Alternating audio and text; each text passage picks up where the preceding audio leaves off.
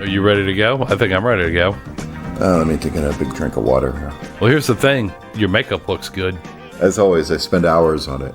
Yeah, I can tell. Well, around the eyes, you got the smoky eye going, which I like. I think it really complements your more kind of an autumn. Your color palette is going to be autumn. All right. Well, with that being said, welcome to Suspicious Minds. I am Burl. And I am Wade. I think I often say this, but I think we got a really good one this time around. What do you think? Pretty good. We're continuing our series in which we watch all of Elvis's movies chronologically. And we haven't gotten that far yet. Yeah, we're on 3. Yeah, the third movie in the ECU. Jailhouse Rock. Jailhouse Rock, back to black and white, man. Yeah. Made a brief stint in color, and then they thought better of it. Like, let's 86 the color, save some money. Let's do it all in black and white. Yeah, they crunched the numbers, and they're like, we can make the same money or better by spending less money. Yeah, I think if you spend less, you can make more. Sure. Jailhouse Rock, yes, Elvis's third film, filmed between the dates of May 13th, 1957, and they wrapped on June 17th, 1957, so pretty quick shoot. Yeah, that's relatively quick. It feels like it. It feels like they did it pretty quick. Well, they had to. They had to strike while the iron is hot. Who knew if Elvis was going to stick around? It opened in Memphis on October 17th, and then nationwide on November 8th. It was considered a big hit, a big moneymaker for Elvis. It was directed by Richard Thorpe, which I don't know if you're familiar with this guy. I had to look him up. Here's a quote from Richard Thorpe on directing. Pretty much tells you everything you need to know. And I quote, "You can't improve things to an extent that represents value at the box office. In my experience, I have found that if you print the first take, which has a reasonable tempo in which all the actors say their lines in a way that's completely intelligible, then there's no point in retaking it." That sounds like the kind of directing he did for this. Sure. Yeah. And his directing credits, he has 180 directing credits, and was known as a bit of an a-hole. There you go. He was also the first director hired to do Wizard of Oz, but he was fired because he was just going too fast. Just like, okay, that was perfect. Like, let's keep moving. Right. And everyone's like, hey, there's got to be like a sense of whimsy and wonder to this. And he's like, we don't have time for that. Yeah. So in this kind of like somewhat more grim and gritty Elvis film, maybe that approach was the right one to take.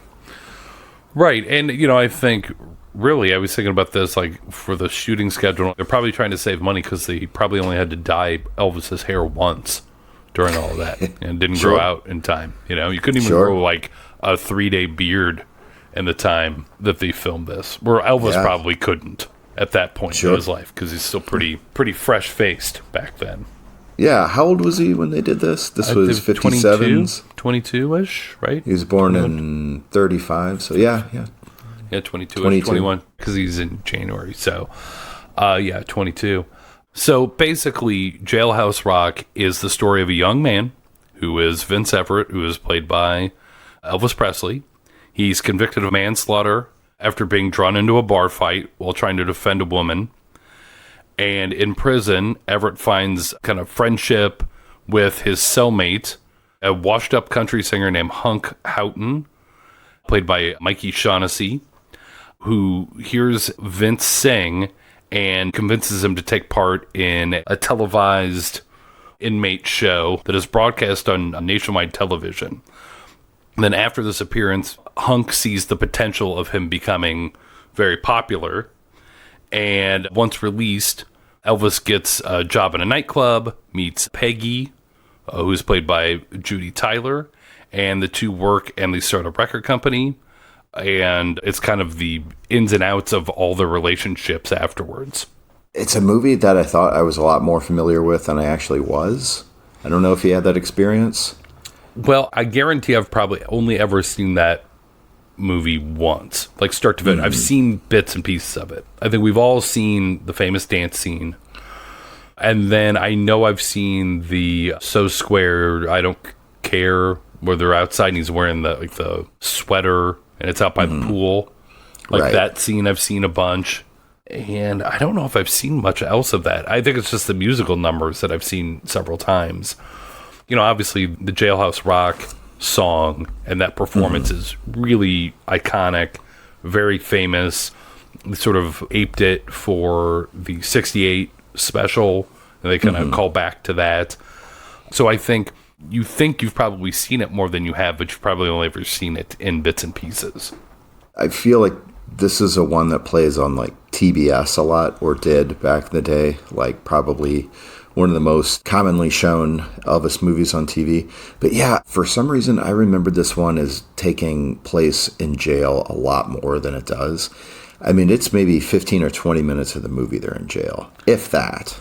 It's not much. Yeah, I think by about 30 minutes in, he's out of prison.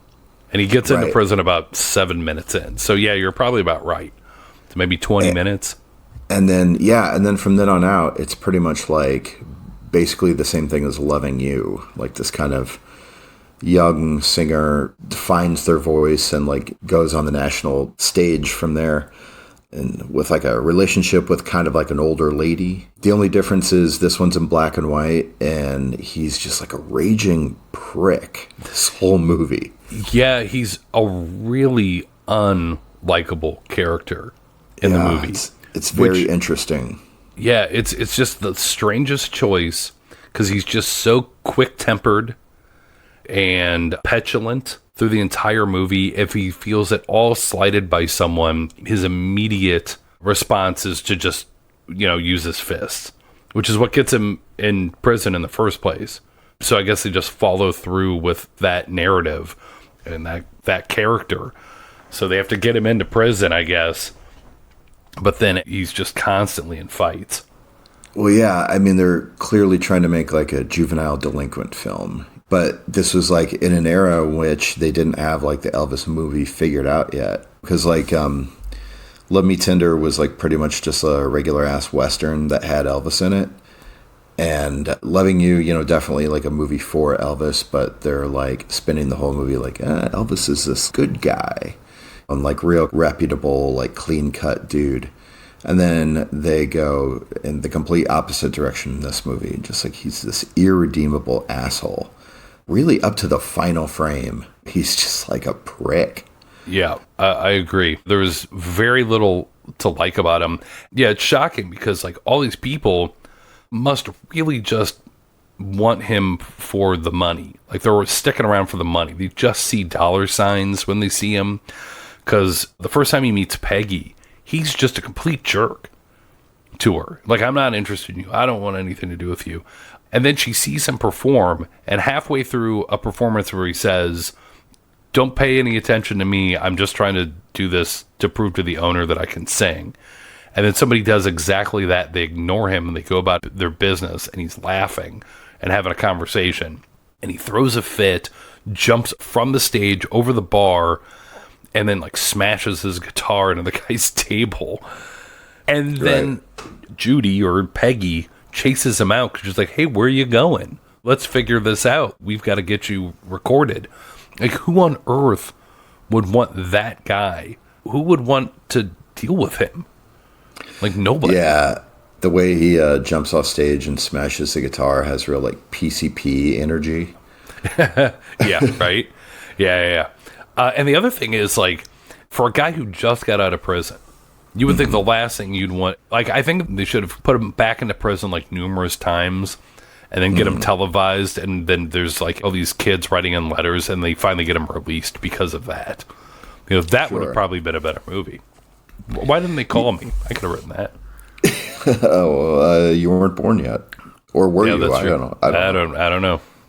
You're definitely right. I think there should have been more prison in this movie. And so the effect that this has when you don't really remember the movie very well, but you see the scene of which I'm talking about when he performs the title number in that kind of like stylized jailhouse set. You don't like, you see that completely divorced from the rest of the film for the most part. And so you don't really know what that like represents. Like, is this a dream sequence, or is this just like some sort of like stylized thing that's actually happening in the prison, or what is it? And it turns out it's like another TV broadcast. It's so weird. Yeah, kind of an unexplained TV broadcast. And of course, like always, whenever Elvis is about to play a song in a movie, he has like some like spoken intro of just like rambling bullshit before the song starts. It's always like, I spent some time away a couple of months ago. It's just like, get to the song. What is this routine? None of the kids care. Speaking of getting to songs, too, they do get him singing much earlier. Well, maybe Loving You is a little faster to get him singing. But this one, if you were a kid and you paid to see this movie, and then the first song you hear is One More Day, sung by Mickey Shaughnessy, and Elvis is just sitting there watching him, I'd be so pissed. What are you doing? Elvis is right there. Give him the guitar. I do think it's interesting, this Mickey Shaughnessy character who played Hank Houghton. He was an actual country singer, and at the time when he was cast, he had a real-life act in nightclubs that basically spent the whole show ridiculing Elvis. Yeah, I know. Yeah, it's pretty nuts, right? So it's a very odd choice. Well, I would imagine that kind of turned the tables on him, though. I'm sure once he worked with Elvis, he's probably fine with him. I don't know about you, but I kind of got this feeling about the movie, the way it was written and the pacing of it, is it really suffers from the and then sort of style of writing. Sure. Where it's like Elvis does this, and then he goes to prison, and then he meets this guy, and then he gets on television, and then he gets out. There's no point where anything seems like it's going to be a problem. Even him and Peggy, at one point, they're going to start their own record company. And it's just like, well, let's just do that. And then it just immediately happens, and they have a hit, and they have the money to do it. And it makes no sense. I mean, I guess it doesn't have to, because it's the kind of movie it is. But there's never any obstacle that they really have to overcome. Well, I think the one obstacle they have is when Hunk, and I keep wanting to call him Hank. It's Hunk. What kind of name is Hunk? When he gets out of prison and he tracks down Elvis and he's like, yo, you owe me 50%. And it is pretty laughable he would try to enforce that contract, because I'm sure it was like handwritten in prison. Yeah. And, no witnesses. The R's are backwards and stuff. Right. Mm-hmm. Like one of the signatures is just a big X. Right. So there's that. So I guess that's a little bit of conflict. And then Elvis gives him 10%, which is extremely generous. It's way too generous. But then the worst part is that Hunk gets all bent out of shape about it later, because he has to walk dogs. And It's like, man, you're like an ex-con. You've spent how many years? He's been in prison for 10 years or something. It's been a long time. Right. And here's a guy that really doesn't owe you a damn thing. He's like, hey, man, you can just kind of be my flunky. Which to Elvis is probably just exactly what the Memphis Mafia was to him. So it's probably a very normal situation. He's like, oh, this makes total sense. Walk my dogs, shine my shoes, go get my mail, just do whatever I say to do. And then, I'll throw you a car and give you a place to live and all that stuff. It's just, it's very normal Elvis stuff. Right, but Elvis did not give 10% to any member of the Memphis Mafia. No. He didn't give 10% to all those guys put together. No, never. I don't think there was a lot of money flowing out of anywhere for them. I mean, with, a few $100s here and there. Right. Room and board, and if you wanted money, you'd have to go to Elvis directly and tell him why you needed the money. No, you'd have to go to Vernon. Oh, yeah, right. Yeah, and Vernon wasn't going to give you any money. He'd give you like a $10 bill, and he'd want $9.95 change. Wants receipts. Well, the big thing is they give him this love interest, and the love interest is Peggy, or Judy Tyler, and she's kind of making the moves on him kind of early. They're in his room, and she's interested in just more than starting a record label with him. And he's like, I just want money. That's all I want. That's all this is. And she kind of takes that to heart. And then the two of them have this very separate sort of path that they go down for a long time. So, I mean, she's out of the movie for quite a bit of it. She's where they need her at. And, even Hunk, he's in prison with him. And then he's gone for 20 minutes of the movie or something? Like, you don't hear a word about him. He just shows up at the door during a party. Right. So, obviously, this is Elvis, like, carrying the movie for the first time. It's like, this is his movie. You know, with Elizabeth Scott and everybody else. Those people were in the movie quite a bit. You know, kind of helping support him. But I agree. It'd be a conflict if you thought at any point that Hunk could get 50%. But that's just not going to happen. You just know it's not going to happen. The only other thing is, like I said, Judy or Peggy, it's who he wants. And at one point, he's like petting a phone. Something is like, oh, who's going to call first? Like, who's going to break down and call the other one first? Also, like a little kid. Well, you know, that's what struck me about this movie. Elvis kind of acts like a dickish 15-year-old. Yep. And his acting is a lot like it, too. It's a lot of not making eye contact. Like staring around and hanging his head low and not completing sentences kind of thing. Like storming off. You know, he does that a lot.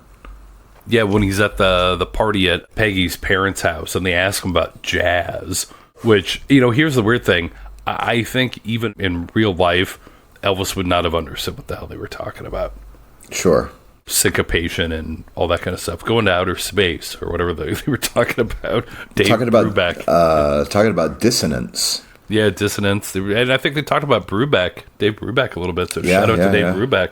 Sure.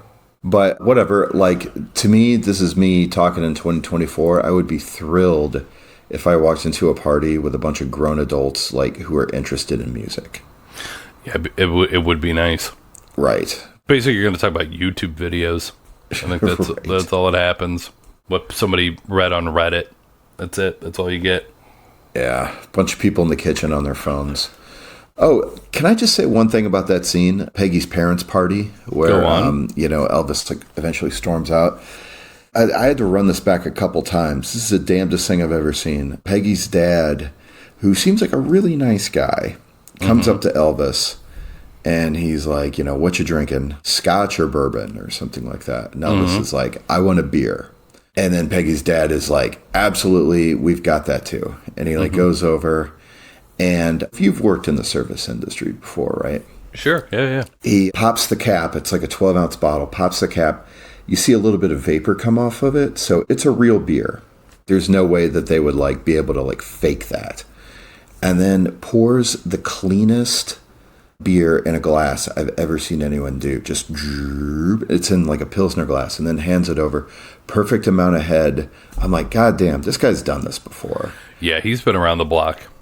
And it's one of those long take scenes from when the time they come through the door to the time they like sit down on the couch. It's like one unbroken shot. You have like a bunch of dialogue. And it's like watching that. It's like watching Rope. Right. Yeah. For the Hitchcock fans out there. Sure.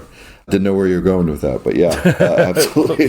But yeah, because it's the one long scene, right? Yeah. Sure. Yeah. Okay. Yeah. I get what you're saying. Okay. But just to see somebody pour like a beer that clean and act like it's no big deal, I mean, that's definitely like years of experience. Yeah. While basically commanding a scene with Elvis in it. Right. He's got a lion's share of the dialogue. Yeah, that's definitely true. Yep. Yeah. So just an impressive detail there. And then he doesn't drink the beer. That's the worst part. It's like, if I could go back in time, I'd go and polish that sucker off. Yeah, you know, they're trying to sell Vince Everett as like a beer-guzzling, two-fisted lumberyard guy. What it was his job at the beginning of the movie? Was it a lumberyard? Was it like some sort of construction thing? Like, what I think he was just joyriding around in a tractor. Yeah, it was some sort of like implement. I don't know. It's sort of, I don't think anybody knows. I don't think anybody even cared. It's just like, oh, he worked at like a construction site. Yeah. Constructing what? Who knows?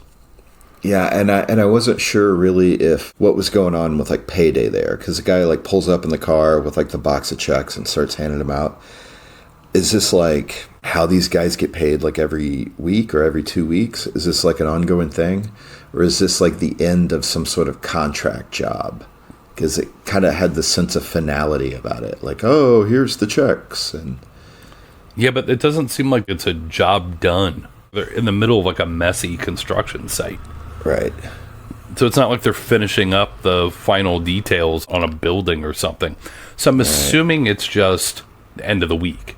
Like, hey, it's Friday, guys.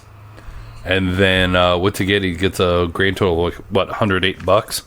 Which I'm sure seemed like a bigger deal in 1957, but it just doesn't sound like it's a big deal, like, in any era. Like, yeah, well, I looked it up. So $108 would be $1,200. So I don't know if that's a weekly paycheck or if that's every 2 weeks. Probably every 2 weeks. Yeah. So not gangbusters or anything like that. Yeah, so not great. Yeah. But still, a lot of money for a youngster like Vince Everett to have, Yeah, for a 22-year-old kid who basically gets to joyride around in a tractor all day. Sure. And let's talk about the manslaughter a little bit, if you want to. Why not? Yeah, let's do it. So, Vince goes in, waving his paycheck around like, hey, everybody, look how much money I have. Arm wrestles the bartender, loses. This attracts the attention of an older woman, I would say 40-ish. Right. Because she's kind of like, I want a guy with girly arms. Right. And a paycheck. Like a guy who's like, I can get $108 out of him and he can't wrestle it back from me. Yeah, that's what she's into. Yeah, so we know the kind of woman she is. A real young-looking guy with weak arms. Yeah. And so she sidles up to him. Let's just go ahead and say, Elvis being 22, this lady was twice his age. Every bit of that, yeah. Yeah. The kind of like, oh, so if you're buying drinks, buy me a drink. How you like that? And which he does. And I got to tell you, man, that lady was clearly going for it. Oh, yeah. She wanted every piece of that. I think she was about 30 seconds from giving him like an HJ under the bar. Probably. Yeah. Once she got that cocktail, she wasn't going to let go of it, if you know what I mean. Right. So rightly, her gentleman or partner or whatever comes in and is trying to break it up because he's probably seen this every Friday at that bar for years. When he gets into it with Elvis, and then Elvis just didn't know when to say when. Knocked the guy's block clean off. And really continues in the tradition of Elvis fighting somebody so hard, it's like he's about to go into orbit, Right. Yeah, just so angry and just the look on his face. He's just out for blood. And that's pretty much every time Elvis fights in a movie. It's very weird. And goes to prison. I always thought it was interesting. The first thing he does when he gets out is go straight to Club Florita, which is the site of the PCP freakout. Yeah. And another just side character I wanted to talk about, Sam Brewster, the owner of Club Florita. He's like the realest MFer in this movie. No nonsense. Goes to the bar and orders a seltzer. It's like, so this guy is the real deal. Just kind of kicking it down to Elvis, like, look, buddy, you walked in off the street and you want to start singing in here. It's like, this is pimping. Yeah. Yeah, he's like, what do you think? I'm crazy? And I wanted to take a step back. I have a favorite inmate in the prison. Oh, yeah. I think you know who I'm going to say. Old Granite Face. Yeah. His name's Glenn Strange. He plays the character of Matt. And he's the one that when they're shoveling coal is all mad that he can't get a water break. And then while they're in the cafeteria, he's the one that starts the food fight. And he's like, this is slop. And he gets up and just hurls his plate at wherever. And I'm going to say he just brings some grown-ass man energy to every scene he's in. He is pretty amazing. And I just looked up some credits for him. He was on Gunsmoke. For years. So he's in 245 episodes of Gunsmoke as the character Sam Noonan. So if you're looking. Yeah.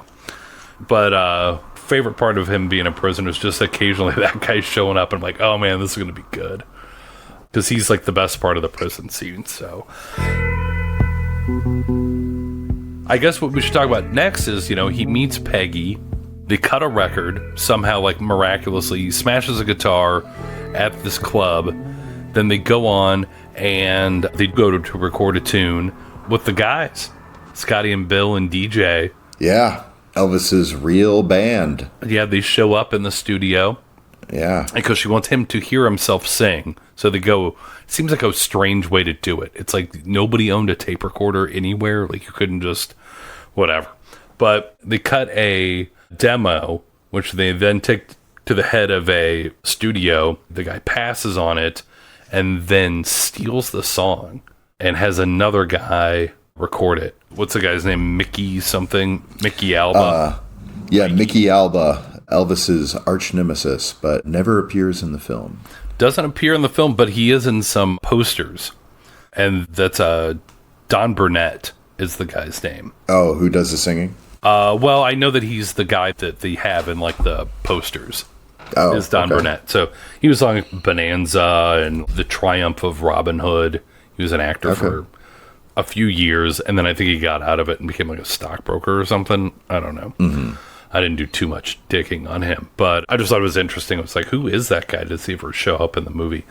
But yeah, they steal the song, and then that's when Peggy and Vince start their own record label called Laurel Records. So that's how they do that. And it's just that easy.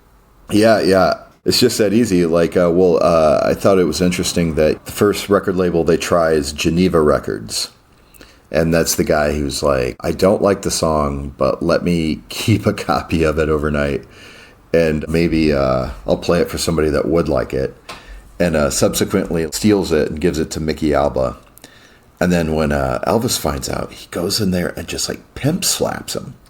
Yeah, he just slaps him around. I guess he didn't press charges because he knew he was in the wrong. But once again, a guy just out of prison who just doesn't look like he cares if he goes back. Yeah. It's almost like he's looking to go back. 3 hots and a cot. It's got to look pretty good. It's true. But, Vince Everett's all about making that money, man. Yep. So eventually Judy Tyler, sorry, that's her real name. You see, this is a time when the character name feels more like real than the real name.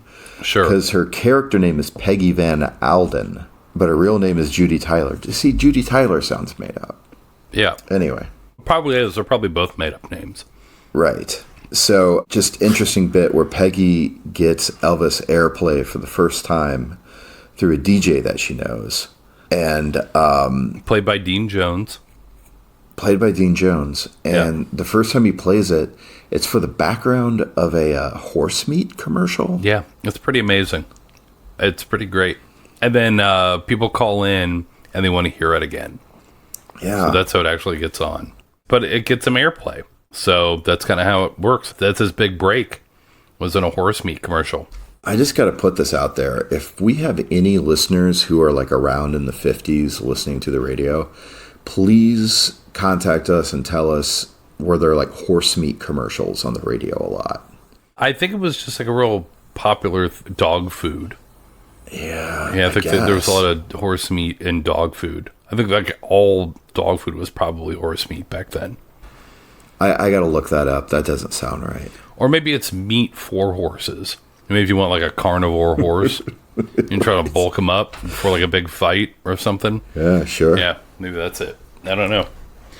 We should really look into if that's what that's for. Like it's meat for horses. That's probably what it is. Just a big container of some New York strips. Yeah. So they start making money, and then Peggy sort of disappears because they're not getting along. Hunk is there to sort of walking the dogs and kind of being a drain on the whole thing. They have another televised thing, like we said, where they do the Jailhouse Rock number. But really what it comes down to is, towards the end, Elvis wants to sell the record company because they get this great offer, and he has the controlling interest. So he's like, I'm going to sell it. And then Peggy doesn't want to sell because she's like, we nurtured this thing with our own hands and it means all this stuff. And it's like, how long had it been around for at that point? Like 6 months? If that. And the only artist on that label is Elvis. Right. Take the money and run. But she gets all bent out of shape. And then Hunk decides to take this into his own hands. He's like, somebody needs to teach you a lesson. So he just starts beating the hell out of him. But for some reason, it's the only time that Vince or Elvis doesn't fight back, which is weird because it's just so out of character. And then Hunk punches him in the neck. And they have to do a tracheotomy, and he thinks he's going to lose his voice and has an operation. And eventually towards the end, nobody knows for sure. And he's too scared weeks after the operation to sing. finally they get the gang back together, and he sings a song, and his voice is fine. And then it's, basically the end of the movie. So, right. There you go. That's pretty great when it's like the doctors and Peggy's hanging out, and it's like, oh, will Elvis ever be able to sing again? And they open these pocket doors, and standing right on the other side of the pocket doors, it's like Scotty Moore, Bill Black, DJ Fontana. Yeah. I was like, we're here. And Mike Stoller. Right. That's so one of the guys that wrote the song Jailhouse Rock. So he's there. He plays the piano. Right. And so he's like, nice to see you, fellas, but close those pocket doors back up because I'm going to do this on my own. It's hilarious. Yeah. Because you imagine like they've been out there because it's about 2 weeks after the surgery. So they've just literally been hanging out there for 2 weeks, like smoking cigarettes in that room. And they're just waiting for him to decide if he wants to sing or not. Because they just got him on retainer or something. Yeah. Sure. But it all works out because Elvis's doctor says, your larynx looks as good as it ever did. Which is weird because had he seen it beforehand? Right. So how does he know? How does he know that it looks as good as it ever did? I don't know. Yeah. Maybe when Elvis, first got famous, he got like a full set of X-rays. Like this is what like it's supposed to look like. Yeah, or maybe he got like an insurance on his throat, and he had to get throat insurance. Yeah, like if he had said like your larynx looks as good as it could look after you got punched in it and had it operated on. Like I would believe that, but that's probably too clunky. But more true. Right. So. Right. Which, I kind of had this theory watching this movie. You got the stuff where, like, Elvis is, like, kind of this petulant a-hole the whole movie. And he gets in a fight and gets, like, hurt real bad and everything. It's like this movie's for, like, young girls. Because they love the bad boys. They love, oh, the bad boy got hurt and now needs to be, like, nursed back to health. Young girls love that shit. They do. They do like that stuff. But it did pretty well. They wanted to keep making movies with him. Is this the last movie he did before he went into the army? Oh, no. We've got King Creole coming up. So, and that's the last one before the That's the last one. Okay. I wasn't sure if it was that one or that one. But all in all, what would you grade this if you were to grade it as far as like, we don't have to use Memphis Mafia guys, but just A to F? A to F? In my mind, before I rewatched it, I thought this was going to be like an A-. But I think that this one is more of a B-. Yeah. And it would have been in the C level if not for the Jailhouse Rock sequence. Yeah, I think I'd give it a solid B. Yeah, B to B-. I would agree with that. Had there been more conflict that I actually kind of believed, I would have been like, oh yeah, this is pretty good.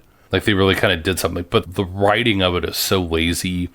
And I'm going to say, as much as I like Elvis, I don't think it's his best acting.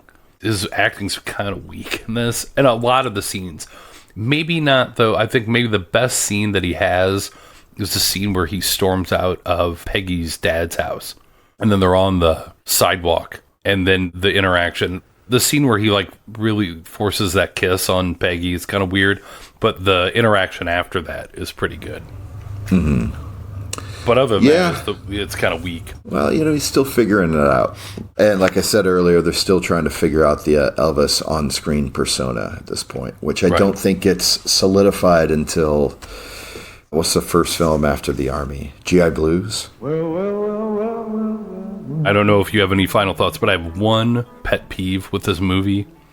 And it's just something that kind of grosses me out about the entire film. Not the entire film, but just the thing that keeps happening in the film. It is Elvis on a bed or on a couch, and he's always got his shoes on. The whole time he's in prison, he gets up on his cot, he's got his feet on there. He's like on a bed in like his post-prison ramshackle halfway house thing. The room he's in there, on the bed with his shoes on. And there's a point where he's on a white couch. Peggy goes on a date with Dean Jones, and she leaves him in her suite, and he lays down on the couch, shoes on. And I'm like, kick your shoes off, man. Like, what are you doing? I don't know. For some reason, it just kept driving me nuts. Yeah, I didn't notice that, but yeah, I'll check that out next time. Are you do you wear your shoes on the bed? Is that you? Are you one of those guys? Not at all. This could end our friendship. That's it. I might be out of this podcast. I'm actually shoes off the minute I get through the door. Oh, so sort of a Japanese style kind of thing. Yes, very much so. It's all the shoes hang out like right by the doorway. Okay. See, I'll wear my shoes in the house. I don't mind, but not on a bed, not on the couch. No way. Yeah, I would never do that. Yeah, that's just crazy person stuff. There's probably never been shoes upstairs before. There's never been who? Where? There's probably never been shoes upstairs before in our house. Wow. Oh, just one more question for you. So Elvis gets a film role being shot at Climax Studios. Yeah. With this kind of buxom blonde starlet. Based on the scene that we see them shoot, is this a porno? Ooh, it might be like an adult film of the day. Right. Yeah, it might be something you would order on like Super 8. Right. Or on like a 8mm or something, and then you like project it like in a garage. Yeah. Like a stag film. It's a stag film, probably. It is, because, the one scene we see Elvis comes in through the door, like, I'm home from work. And the lady's like laying on the couch, like, I have a headache. And Elvis goes into, well, let me give you a massage, which goes into them making out.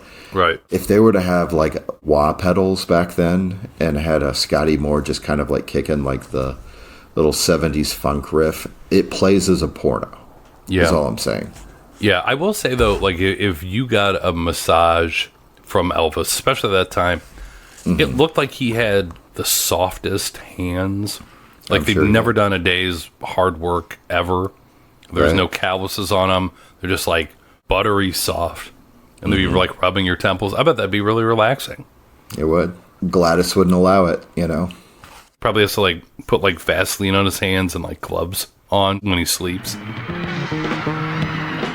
Well, I think moving on now, before we get to our segments tonight, we do need to bring up this week's sponsor, which is Jeff's Hot Sauce, the 5th most trusted name in hot sauce. If you're counting on your fingers, it's the pinky of hot sauces. No special display in the grocery stores here, just honest hot sauce that's never on an eye-level shelf. Heck, we might even be mixed in with an off-brand ketchup. When you want hot sauce, skip your top 4 for Jeff's. In Roman numerals, or a capital V. You don't have to hide that you like number 5. That's Jeff's Hot Sauce. Hey Wade, what are you doing in there? Go at number 5. Well, hurry up. I want to go too. That's Jeff's Hot Sauce. All right. God damn it. So that's our sponsor this week. And that leads us to Wade, your segment, the Wade Back Machine.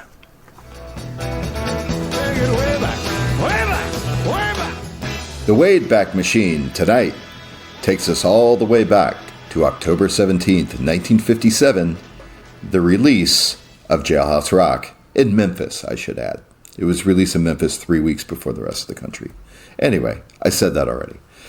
Also in theaters that week, we had The Three Faces of Eve, starring Oscar winner Joanne Woodward. It's a multiple personality drama, kind of a big deal. Yeah. And also in theaters was a film called Abominable Snowman, which is about the titular folk legend. This movie stars Forrest Tucker and Peter Cushing. So I'm sure it's pretty good. Yeah, probably pretty good. Probably also in black and white. The number 1 singles of October 17th. Number 1 in the country was the Everly Brothers with Wake Up Little Susie. That's a good one. I do like that one. That's a good song. Yeah, that song about a guy and a girl on a date, and they're at a drive-in movie and they fall asleep. They wake up like after the movie's done, and they have to like account for that missing time to their friends and parents who are going to assume they were banging. And I think, like, honestly, that's what you think to be doing. I bet that song's just all about, like, hey, here's what we're going to tell people. If you read it a little different, maybe that's just the story they're telling each other. So the stories match up afterwards. Maybe that's what it is.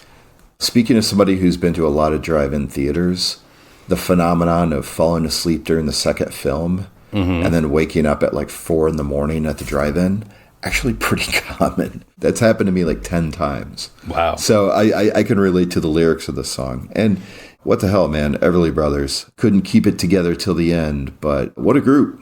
Yep. A lot of hits. A lot of hits for sure. Big fan. Second single of that week, Jailhouse Rock. Makes sense. Yep. Number 3 was Tammy by Debbie Reynolds. You know, that's Princess Leia. Princess Leia's mom. Mom, yeah. Yep. Number 4, Honeycomb by Jimmy Rogers. I don't remember that one. I played it and I'm like, yeah, I've definitely heard this before. Number 5 single. This was fun. The song is Happy, Happy Birthday Baby by the Tune Weavers. Are you familiar? That sounds familiar. I'm sure I've heard it.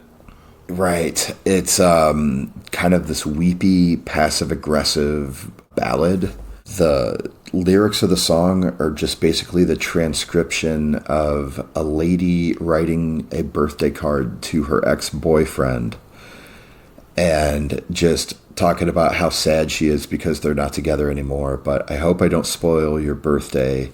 So happy, happy birthday, baby.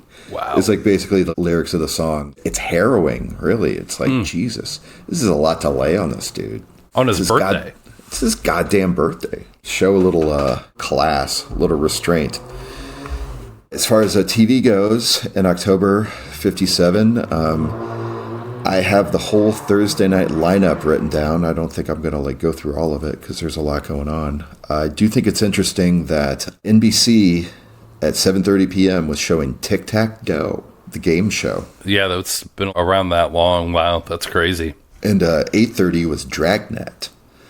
So, a couple shows that were on for a very long time. ABC was showing Zorro back then. I don't know. I probably would have watched Dragnet. Probably Dragnet over Zorro. So which television station was broadcasting an inmate talent show?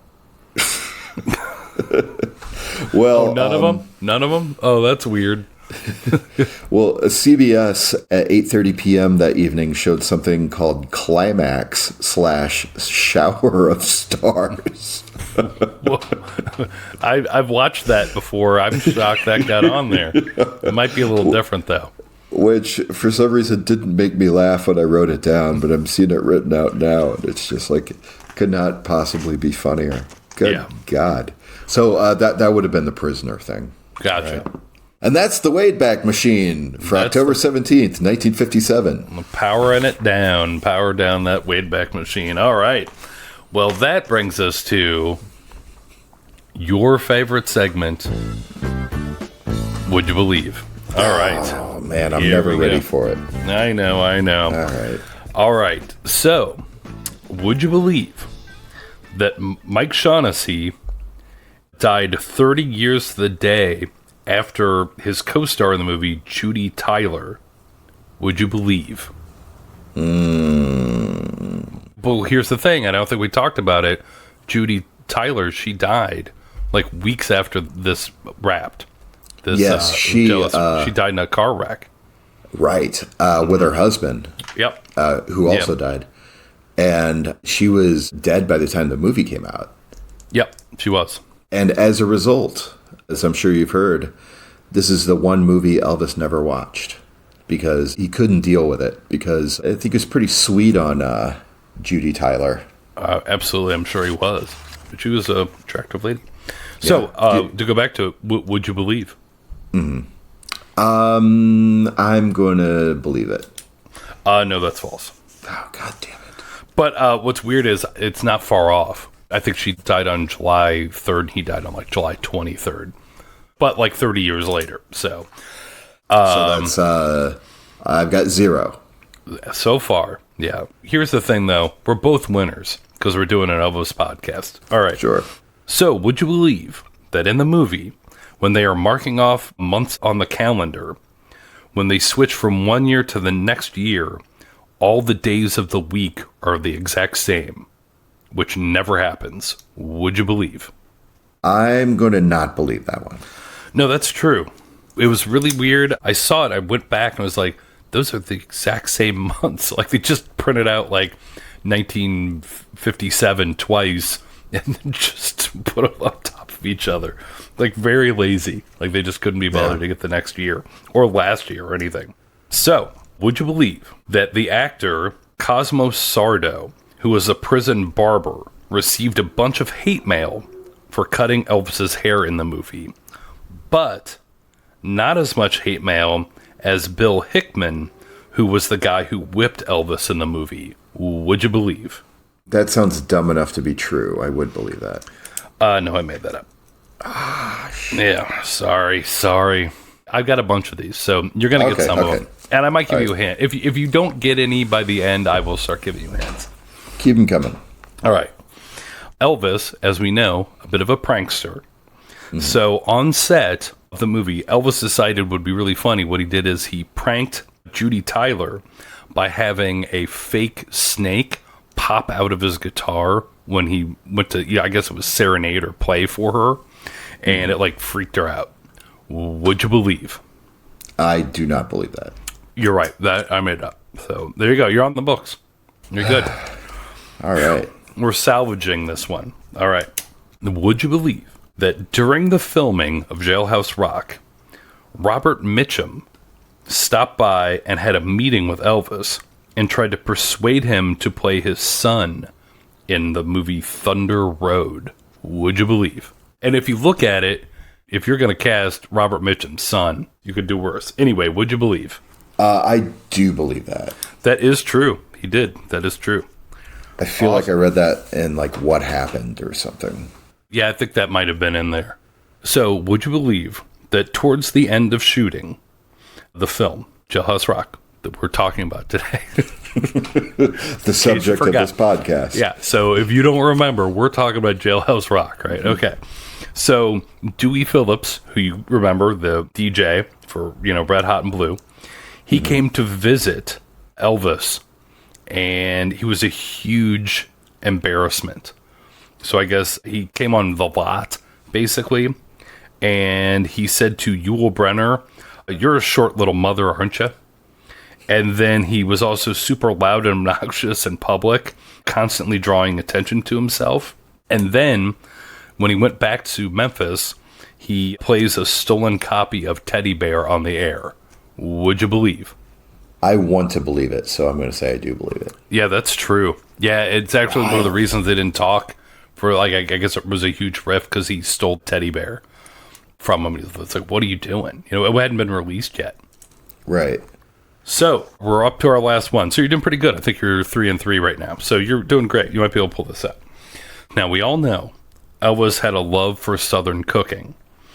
And during the filming of Jailhouse Rock, once again, the movie that we're discussing in this podcast, MGM added crisp bacon and mashed potatoes and gravy to the menu on the commissary during the filming of Jailhouse Rock. Would you believe? I would believe that because I did read that. Yeah, that's true as well. Yep, they absolutely did that. They added it on there, so pretty good. Yeah, slow start, but you really pulled it out at the end. Yeah, you did really good. Yeah. I got into the rhythm of it. Yep. I read that Elvis had the same breakfast every day during the shooting. I read that too.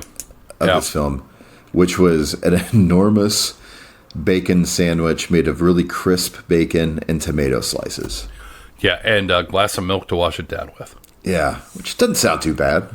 And they also said that during the filming of this, he weighed 85 kilos or whatever, which is like 185 pounds, give or take 187 pounds during this. So, still, for a guy his size, not too heavy or anything. But I remember reading that, and then they mentioned how much he weighed. It's because, obviously you're eating a giant bacon sandwich and milk and all that stuff. But he was 22, so. Yeah, 22. And, I mean, I can only imagine grueling shooting days, Yeah, I mean, here's the thing, though. I mean, 90% of being on a set is just, like, hanging out in a trailer and, like, not doing much. So, one thing we didn't talk about at all was Lamar Fike. The elephant in the room, if you will. Yeah. Him showing up in the background of quite a few scenes. The elephant in several rooms. Right. Yeah, right. Doing some horrible dancing. Yes. In a couple of scenes. And there's a scene where he's in the background. It's during the pool scene where they do "You're So Square, I Don't Care." And he's kind of lurking around in the back, and then there's just a table with a bunch of desserts. And he's just like walking around. I think he's the only person there. He just keeps walking around the table of desserts. It's kind of off-putting, I guess. Sure. He's the only Memphis Mafia guy I can spot in the background of this movie, but he's in the background of pretty much every shot. After you get to a certain point in the movie, when there's big groups of people and they're having parties, he is in the background of a ton of them. Something we got to talk about before we sign off here, the wig controversy. I don't know if you know anything about this. I know that they didn't want him to cut his hair. Right. And so they came up with a prosthetic or like a wig that you can obviously see early on where he gets his fresh fish haircut. So that's obviously a wig or like a buzz cut thing they called it. But tell me more about that. I didn't read as much about it as you. I think you really went down the rabbit hole on it. I did. I spent like half a night on it. What is confusing everybody is what seems to be the most accurate information I could find is that the fresh fish cut, as it's known, his like first really bad haircut in prison, was a wig. And also there is a kind of intermediary growing it out wig in this movie. And by all accounts, his actual hair was unaltered during this filming, not like cut or shaved or anything. But what makes it so confusing for somebody is that those are the most convincing damn wigs I've ever seen in my life. Like the fresh fish cut, to me, I don't know if I need to see it in like a higher definition or something. Looks like I can see like his scalp through it and everything. Like, I don't know, man. It looks like really convincing. And I feel like before the age of the internet or whatever, and like anybody has the definitive answer for this, I think a lot of people assumed that Elvis just actually got that stupid haircut for real while making this movie. And that when Elvis has like the more kind of like traditional Elvis haircut, all of that is a wig. Right. Yeah. So there's this whole like contingent that believes that. I go with the first version where the prison haircuts are like the wigs, prosthetics, because Elvis's hair in Jailhouse Rock looks more like his natural hair than any movie he ever did. Yeah, I would say like the first 3 movies kind of looks like his hair, and then it gets into real bizarre helmet hair after that. Yeah, they really kind of shellac it. And this is like the first time his hair doesn't look like super wet. And it still like moves though, you know? Anyway, that's the wig thing. That's the wig theory. Well, I think that kind of wraps this one up. I think we did as much damage as we could do to Jailhouse Rock. And some good songs. I don't think we mentioned that. There's some good tunes in there. So There are. Yeah. It's a soundtrack worth picking up. Definitely, for sure. I agree. But I think a couple of things we always have to go over. If you want to get in touch with us, you can always reach out to us at suspiciousmindspodcast77@gmail.com. Or if you don't want to write an email, maybe you just want to call and leave us a voicemail or text us. And if you'd like, that's your thing. You can always get in touch with us at the Suspicious Minds hotline, which is 773-389-4276. And then how about our social media stuff, Wade? Check us out on Facebook at Suspicious Minds Podcast with Wade and Burl, which is periodically updated. You can check us out over on Instagram at Suspicious Minds Podcast on Instagram. I need to update this. You know, we got a lot of fun stuff going on that I haven't let anybody know about lately. But check us out there. Give us a follow. Chat us up about things Elvis related. We're always interested in hearing what listeners are thinking. Theoretically interested because no one's getting in touch, but that's yeah, I know. Well, but you got to put it out there just in case. You never know; it might get a nibble someday. Of course, right? Yeah, absolutely. All right. Well, yeah, I think that wraps it up. And here's the thing, Wade. Always a pleasure to do these with you, and thank you everyone for listening. And we'll be back real soon with another episode. We don't know what it's going to be yet, but it's going to be great. We never know. We flying by the seat of our pants. Have a good one. Thanks. Yeah.